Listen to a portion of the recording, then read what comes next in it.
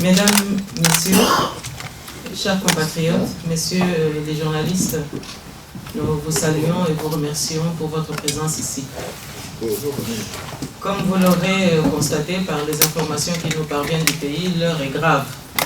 C'est la raison pour laquelle nous nous trouvons ici, en séance de travail pendant le séjour de deux honorables qui ont fait l'effort de se déplacer pour mieux nous informer. Alors on ne présente plus les deux personnalités ici qui m'entourent. Je dirais simplement que vous avez l'honorable Franck Diongo, que vous connaissez tous, président du MLP, Mouvement Lumumbiste Progressiste. Alors il est parfois qualifié d'opposant radical. Moi je dirais plutôt que c'est un légaliste. J'ajouterais même que c'est un rigoriste politologue engagé. Et donc, j'ajouterai aussi qu'il a toujours un souci de pédagogie qui est assez remarquable. Et donc, il aura à nous entretenir sur le thème que vous avez pu constater aujourd'hui, les vecteurs du blocage en RDC. Alors, à ma droite, vous avez l'honorable Jean-Claude Wemba, que l'on ne présente pas non plus. Et même ceux qui suivent l'actualité savent qu'au-delà des qualités de tribun qu'il a, c'est également un député qui se bat et qui ose aussi au Parlement poser les vraies questions. Et je pense que leur engagement peut nous aider aujourd'hui à mieux démêler les chevaux de la problématique qui engage aujourd'hui la RDC dans un processus vers les élections.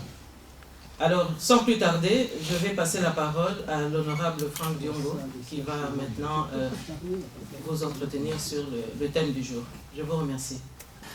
Madame la Présidente, merci pour votre disponibilité et pour votre présentation.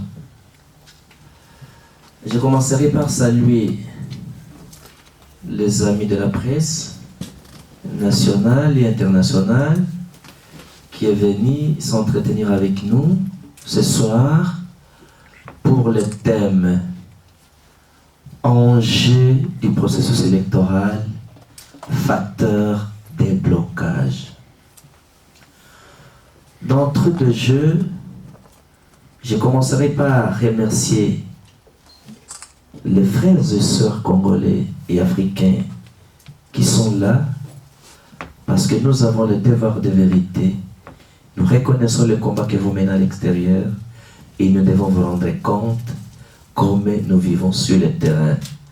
Sur base de ce devoir de redevabilité, ça nous permettra de dégager une tendance générale et essentielle d'une convergence pour l'intérêt du pays et la libération de notre pays.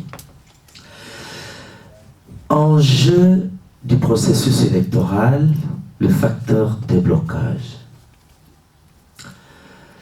Au niveau des enjeux, quel est l'enjeu principal du processus électoral en RDC? C'est l'exercice du pouvoir d'État. C'est l'enjeu principal. Quelle est l'origine, la nature et les contextes du processus électoral? J'ai parlé de l'origine, de la nature et du contexte du processus électoral. L'origine de l'actuel processus électoral, c'est l'accord global et inclusif de Sun City, dont j'ai été signateur, j'étais participant au dialogue intercongolais en 2003. C'est de là que nous avons rédigé l'actuelle constitution qui constitue la base légale du processus électoral.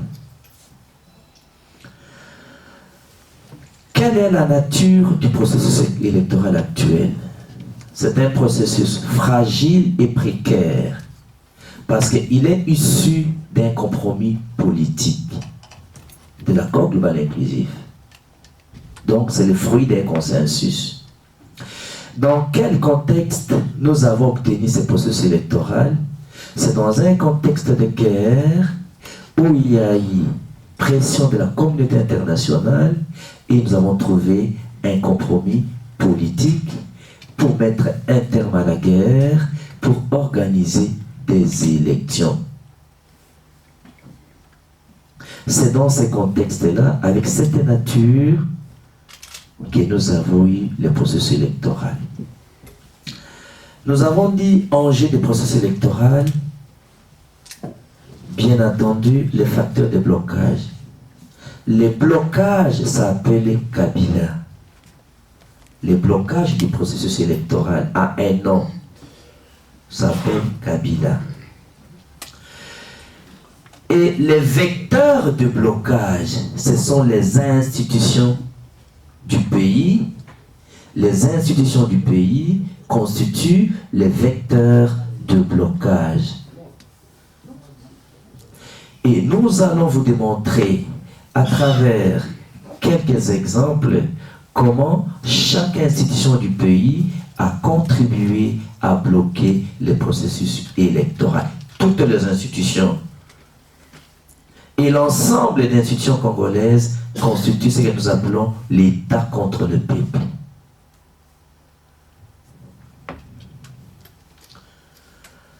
Lorsque nous arrivons aux vecteurs de blocage qui sont les institutions, je vais vous donner quelques illustrations de chaque institution ou dans le jeu des questions et réponses. Je démontrerai chaque institution du pays, comment chaque institution a contribué à neutraliser le processus électoral, à bloquer le processus électoral.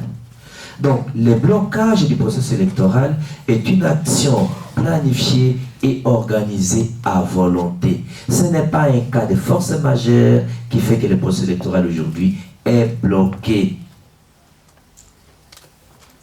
Donc, l'État contre le peuple, qui incarne l'ensemble des institutions du pays, manque la volonté politique d'organiser des élections à tous les niveaux au pays. Je suis au point de quelques illustrations. Je prends n'importe quelle institution.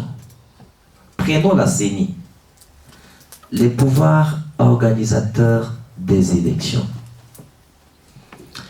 Comment la CENI a joué à bloquer le processus électoral pour qu'il n'y ait pas une seule élection au pays? Premier élément, le calendrier électoral. Pendant que l'ensemble du peuple congolais, qui a la volonté d'avoir des élections, avait exigé avec la communauté internationale qui est un calendrier global, qui est un calendrier inclusif, qui démontre la totalité d'élections à organiser. La CENI a donné à la République un calendrier indigeste, irréaliste et inconstitutionnel, et aujourd'hui dépassé. Quand je prends les calendriers, ça c'est pour la globalité des élections. Les élections provinciales, deuxième exemple de la mauvaise foi de la CENI. La contribution de la CENI au blocage du processus électoral. Les élections des députés provinciaux. Le calendrier qui a été publié, que je vous dis dépassé et irréaliste. On devrait avoir les élections des députés provinciaux le 25 octobre 2015. Ils ont fait ce qu'on appelle appel à la candidature. Chaque député, en termes de caution, devait payer $600 par candidat, par circonscription. Si vous êtes un parti politique, c'est par la liste. Si je vous donne l'exemple de la ville de Kinshasa, 24 communes, pour un parti qui dépose des candidatures dans toutes les communes, les 24 communes, tu prends 600 par liste, $12,000. Alors, pour 20 communes, avec les frais administratifs, les frais bancaires, les documents, les attestations, chaque parti dans la seule première ville de Kinshasa a en moyenne $20,000 de dépôt de candidatures et de formation des dossiers. Alors, à l'époque, c'était 11 provinces. Quand vous multipliez 20 000 $ par province, vous allez au-delà des 100 à 150 000 par parti politique pour les dépôts de candidats dans tout le pays. Après avoir fait cela, à la date d'aujourd'hui, on a dépassé la date du 25 que la CENI a publiée. La CENI ne dit pas aux Congolais pourquoi il y a eu report des élections et jusqu'à quand. Et quel devient l'ensemble des cautions déposées par les partis politiques. On n'a aucune explication. Troisième acte de mauvaise foi, de la complicité de la CENI au blocage. La CENI a saisi la Cour constitutionnelle quant à l'interprétation sur les élections des députés et des gouverneurs. La CENI avait présenté les calendriers pour les élections des gouverneurs, parce qu'on a fait l'éclatement pour les nouvelles provinces nouvellement créées, de 11 provinces à 26 provinces. Les calendriers déjà publiés, la caution était de 3 000 $ par candidat gouverneur. La CENI a publié les calendriers, les candidats ont pris connaissance et se sont préparés pour déposer les candidatures.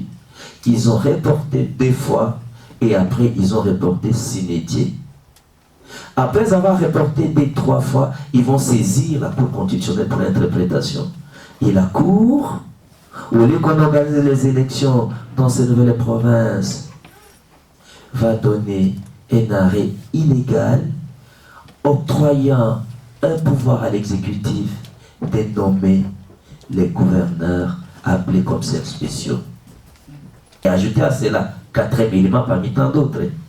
La démission volontaire et programmée pour bloquer la machine.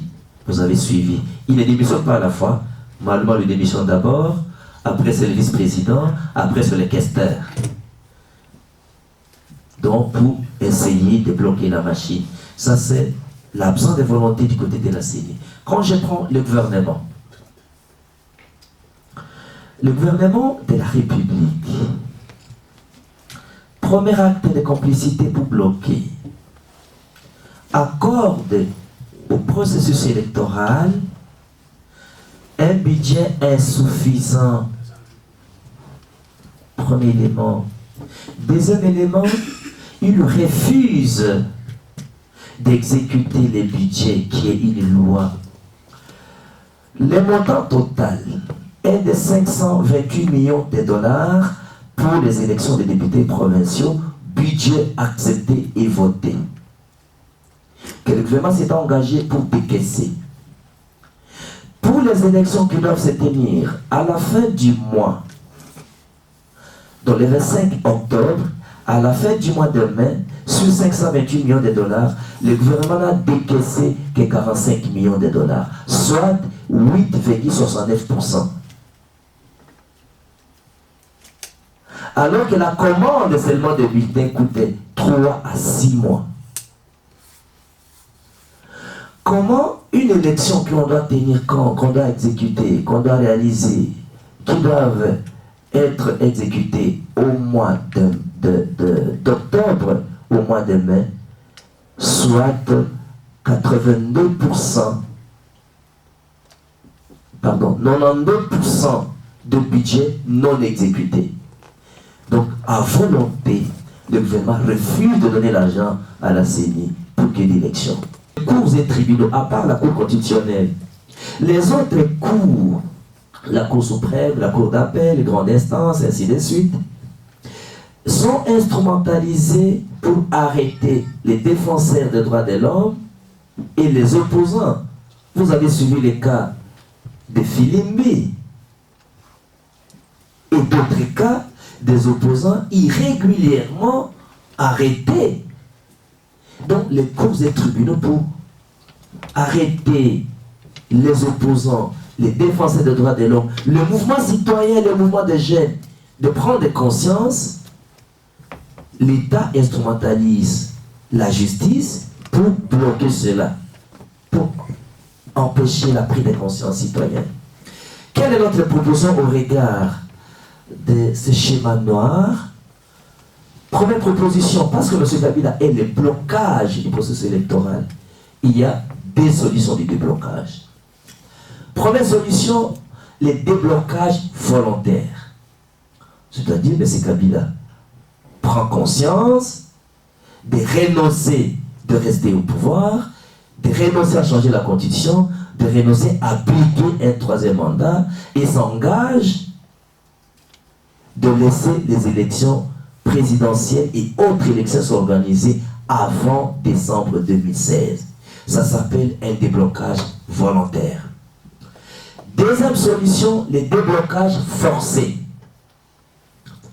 Le déblocage forcé a deux parties.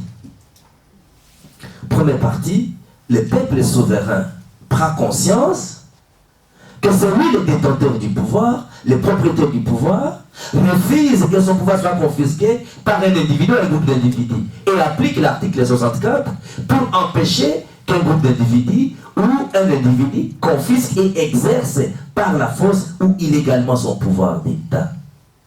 Et pour y parvenir, ça demande la mobilisation, la conscientisation, la sensibilisation de l'opinion nationale, sous-régionale, régionale et internationale pour enfin mobiliser et les ressources humaines et informer, former, mobiliser les ressources humaines, ressources financières, ressources matérielles et ressources médiatiques. C'est pourquoi nous avons salué la présence de beaucoup de médias ici. Parce que sans les médias, le peuple ne sera pas informé, le peuple ne sera pas formé. Deuxième palier de déblocage forcé, c'est l'implication de la communauté internationale. Parce qu'en fait, en 2001, lorsque M. Kabila est imposé comme président, on n'a pas demandé l'aval des Congolais. Donc, alors qu'il y a la communauté internationale qui a imposé M. Kabila comme président en 2001 et qui a soutenu et reconnu le résultat des hold-up électorales de 2006 et de 2011, que la communauté internationale règle l'affaire avec la personne qui nous a imposé. Pour ça, c'est le premier palier de l'implication de la communauté internationale. Ils ont le devoir de régler l'affaire de l'imposition qu'ils ont fait aux Congolais. Monsieur Ngomba, vous avez la parole pour compléter. Je suis d'accord avec l'honorable, le président, le juge Franck Diongo, pour vous souhaiter la bienvenue. Sur tout ce qu'il a dit, sauf qu'il y a un paramètre que l'honorable Franck Diongo peut-être me l'a laissé inconsciemment, c'est en ce qui concerne la police et les services de renseignement. Comme vous le savez, nous ne cessons depuis le temps de dire que M. Kabila a privatisé, a politisé les services de renseignement et la police. Comment voulez-vous, lors des événements du 19 janvier 2015, d'ailleurs, pour dire la vérité, ces événements sont sortis du Parlement.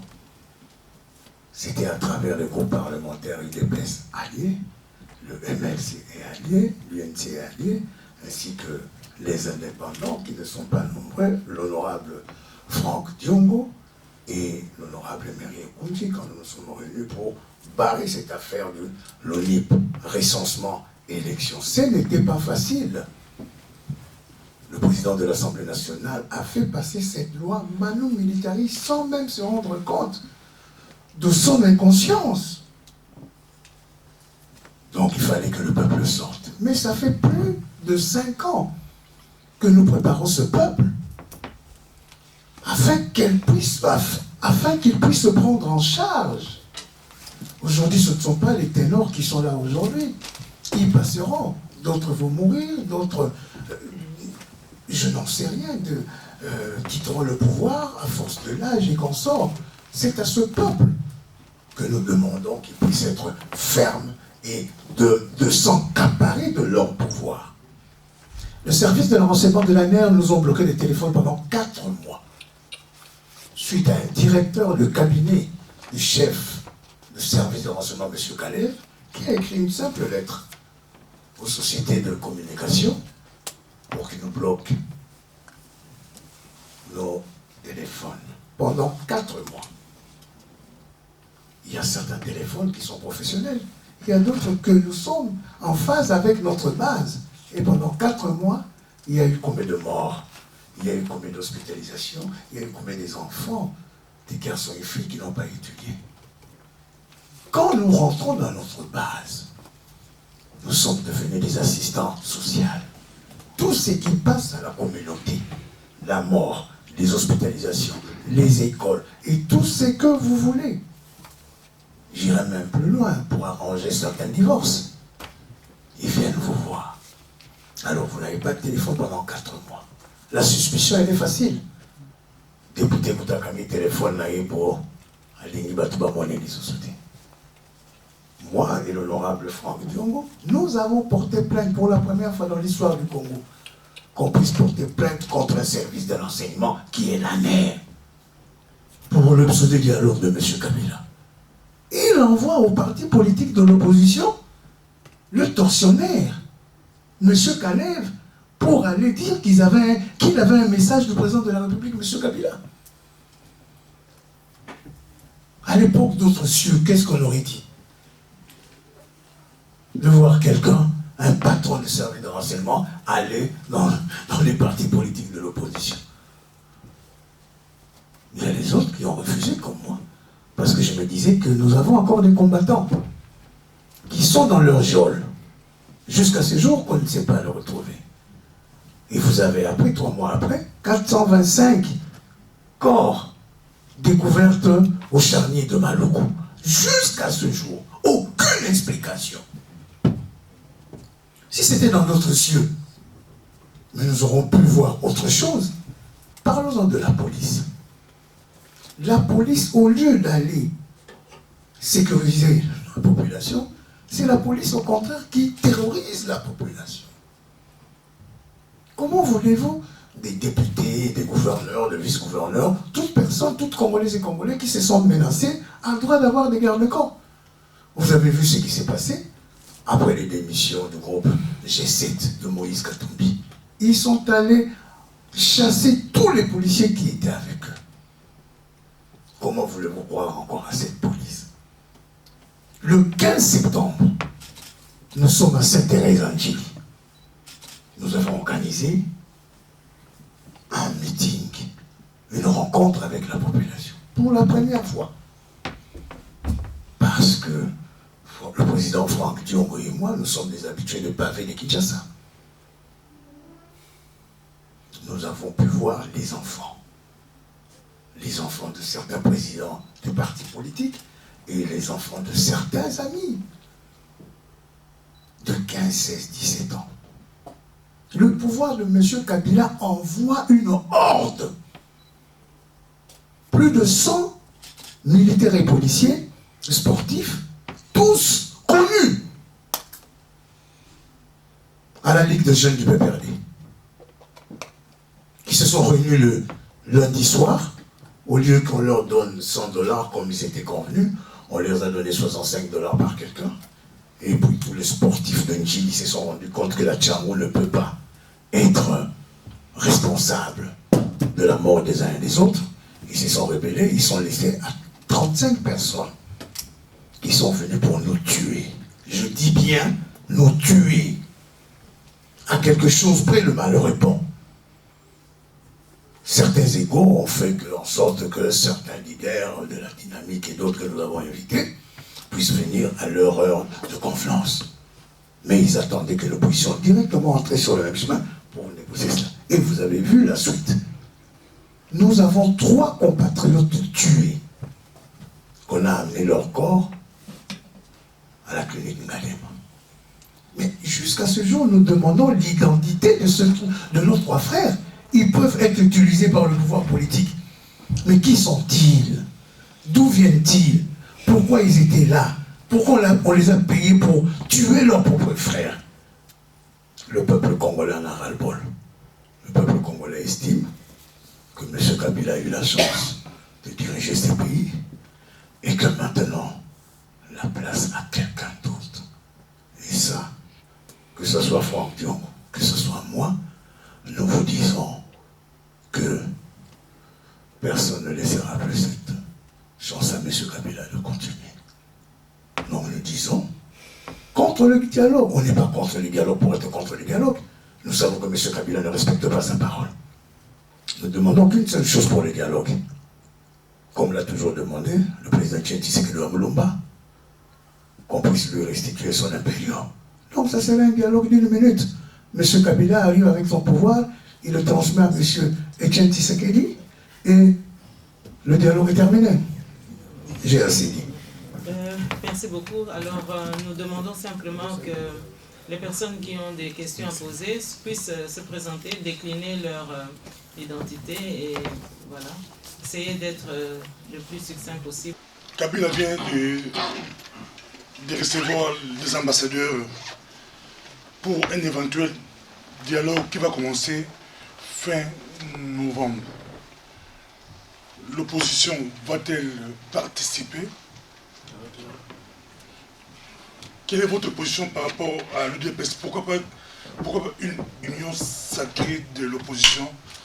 Dernièrement, vous avez tenu un conclave à Fatima, où des résolutions ont été prises en ce qui concerne votre position concernant le dialogue et les échéances à venir.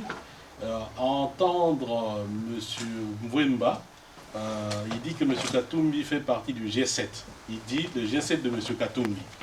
Or, on a constaté que lors de la clôture, il y avait des membres du G7 qui sont venus participer ou, que dis-je, assister à vos travaux. Est-ce que c'est conclure qu'il y a une alliance déjà entre le G7 et l'opposition telle qu'on l'a connue avant le G7? Et cela veut dire que pour M. Katumbi, dont les ambitions ne sont plus cachées, peut compter sur la dynamique? Effectivement, toutes les institutions sont noyées par une seule personne, M. Kabila. Les questions parvenaient à l'arrêter. Il est possible que les choses changent. Or, M. Kabila contrôle l'armée, contrôle la police, il contrôle toutes les institutions, comme vous l'avez dit. Et connaissant l'évolution politique de l'histoire, on sait qu'il n'y a que le peuple qui est en mesure de défenestrer une dictature. Vous êtes des leaders de partis politiques. Concrètement, comment vous organisez pour atteindre les 70 millions de Congolais pour qu'ils se lèvent, et dans quel délai vous pensez qu'il est possible que le Congolais puisse vraiment se prendre en charge, comme vous l'avez dit, et donc bouger un peu le régime dictatorial? Première question, Pasteur Bobo. Notre position face au dialogue est claire. Le dialogue est une valeur et un principe de démocratie. Dans son essence, le dialogue est positif. Mais dans le contexte congolais, comme vous savez tous, qu'un mot dans un sens que dans un contexte. Dans le contexte congolais, le dialogue tel qu'initié par M. Kabila est une supercherie, est une anarque, est une sorte de stratagème pour les permettre de ne pas quitter le pouvoir, de rester le plus longtemps possible au pouvoir, parce que je vous avais dit que dans la nature du pouvoir, dans l'entendement, la conception de M. Kabila, le pouvoir est héréditaire et il est militaire. Donc, j'y suis et j'y reste. Et que l'élection n'est qu'une formalité qui leur permet d'y rester. Donc, les vraies motivations, c'est ce que nous vous avons dit, c'est pour qu'il y ait un troisième mandat, c'est changer la constitution. La question de dialogue est une question de souveraineté nationale. Il n'y a pas question de médiateur international. Mais vous avez suivi toutes mes interventions, même les derniers débats que j'ai fait avec la tour de RNC. Je viens de New York avant d'arriver ici. Je viens de New York. J'ai raconté les ambassades avant mon voyage. Le secrétaire général des Nations Unies ne signera aucun document pour désigner un facilitateur. Le dialogue intercongolais, dont je suis signataire de l'accord global inclusif, la base légale du dialogue intercongolais, c'est l'accord de Lusaka.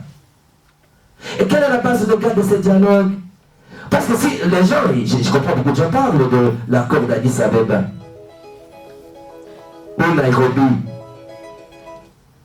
Mais cet accord, c'est un accord qui reconnaît Kabila président. Cet accord reconnaît Kabila président. Si cet accord reconnaît Kabila président, c'est-à-dire que le président Tshisekedi a accepté que Kabila est président, donc il n'est plus président. Parce que si l'UDP se réclame un dialogue sur base de l'accord qui reconnaît Kabila président, ça dit qu'il n'y a plus de potentiel électoral. Donc il n'y a plus d'impérium à chercher. Alors la compensation est comment? Par des postes ou par l'argent? J'ai le devoir de vérité. Le monde a besoin d'un franc-parler, d'un parler clair et d'un parler vérité. La vérité, c'est Dieu. Cette redevabilité nous commande de nous aligner dans la logique du peuple congolais qui refuse de dialoguer avec Kabila. Comme le japonais vous a dit, Kabila doit partir. C'est la volonté des Congolais de voir un autre président. La deuxième question, je vais être très bref, Télé Tchango.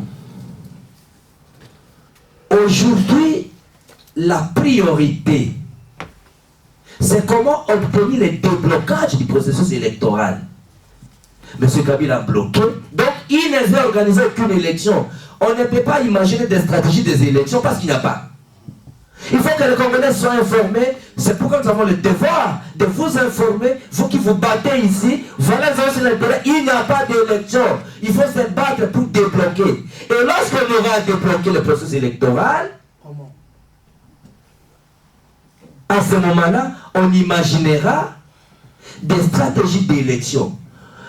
Mais le bon sens commande à ce que s'il faut respecter celui qui a posé la question pour donner l'essai de réponse, c'est qu'aujourd'hui, ce qui pourra sauver le pays, si on rentre dans le processus électoral, c'est qu'il faut une unité, pas autour des hommes, autour des valeurs, autour des principes, autour des objectifs, autour d'un programme qui fait relever le pays.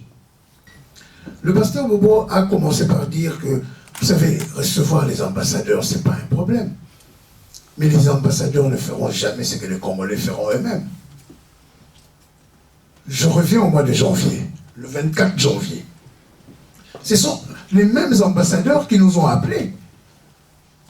Ils sortaient du bureau de M. Kabila pour nous dire ce que M. Kabila a voulu. Et nous avons exigé ce que nous voulons, que le Sénat puisse raboter cette loi. En ce moment-là, le peuple rentrera chez dans la maison. Non, moi, du côté, je ne suis pas un aficionados des ambassades parce que, généralement, ils font la politique de leur pays. Vous faites allusion au président Moïse Katumbi. Mais le coup de massue qui est venu du côté de M. Kabila, c'est bien lui. C'est l'homme qui a parlé de 3 pénaltys, en disant qu'on a accepté le premier, qui était une grosse fraude à la tronçonneuse, et la seconde, c'était une arnaque professionnelle. Pour la dynamique de l'opposition et de la société civile que je représente en tant que modérateur, nous avons décidé, toute personne qui quittera le camp de M. Kabila, pour le même objectif que nous, que la Constitution ne soit pas révisitée, s'il y a de manifestations, il vient. L'honorable, le président du MLP, Franck Diongo n'est pas dans la dynamique. Mais à chaque fois que nous avons des unités d'action et que lui, il sente que c'est vrai, mais il vient. Lui, s'il le fait, j'y vais. Cheikh Fit avait décidé, le peuple doit faire partir Kabila. Mais c'est ce que nous préparons depuis 5 ans. Vous savez, à une certaine époque, les gens disaient sur l'UDPS, le 19, on est bien sorti seul. L'UDPS était là. L'UDPS avait même demandé à ses combattants de ne pas sortir. Et pour nous, c'était la consécration que le peuple congolais nous entend. Vous pouvez faire n'importe quel jeu solo que vous voulez. À un moment ou à un autre, vous aurez besoin de la collectivité. C'est de ça que pour nous, toutes Congolaises et Congolais est prêt à faire partir M. Kabila.